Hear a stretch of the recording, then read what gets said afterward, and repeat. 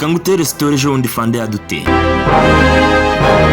Story yiherera ejo bundi turi mugerera Afande yaduhaye ikiganiro kijyanye n'icuruzwa ry'abantu ahita atanga urugero. Ubwo rugero nirwo ngiye kubabwira. Uko mbitangiye ndabizi nawe wisubabara, ariko umukobwa wagizemo uruhare ati gute rero. Uyu mukobwa aramubwira ati i Dubai ku meza hari 2k dola, ubwo ni $2,000 by'amadolari.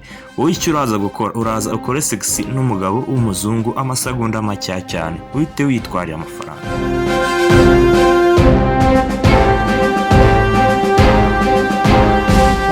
Umukobwa atasubiza gute? Atasubiza avuga ati biroroshye isoko Rwanda mbikorera ubuntu. Okay, bizakorwa gute? Magahunda buryo Dubai nzagera, ese ni magera nzajya henze bizakorwa gute? Undi atamubwira gute itike y'indege umuzungu azayishyura, hotel uzararamo muzaba murimo umuzungu azayishyura, itike izakugara umuzungu azayishyura, ndetse n'izo 2k ku mufuka uzaba uzifite.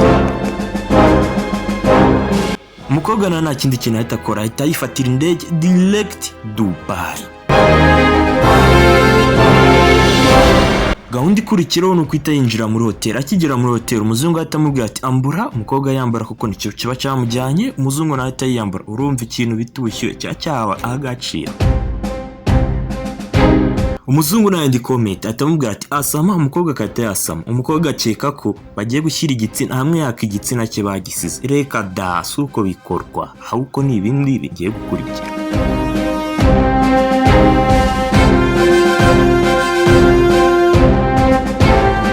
Umuzungu yitishiriza igitsina ku munwa neza yisekera. Umuzungu ari kwisekera niko mvuze. Umukobwa nawe akahita aseka, akiri guseka bakahita bamunyamo. Burya ngo abantu bagaragara neza ni nabo baba bagira umwanda mubi. Burya abantu ba mbere ku isi bagira umwanda mubi ni abazungu.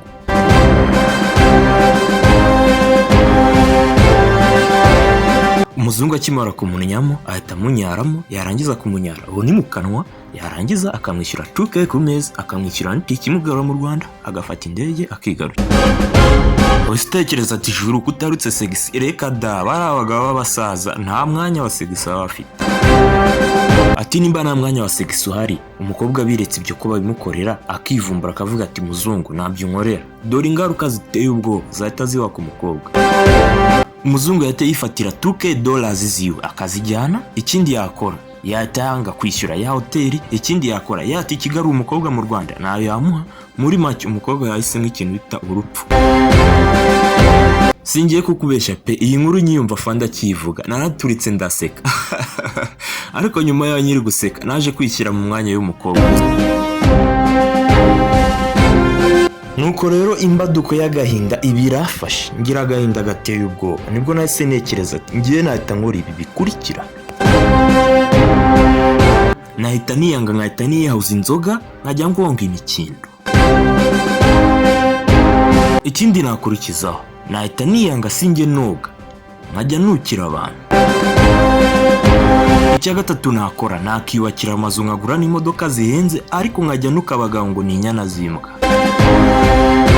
Ati ko byose ari bibi ariko uzi kuba urisha ubwiherero bw'abazungu b'abasaza.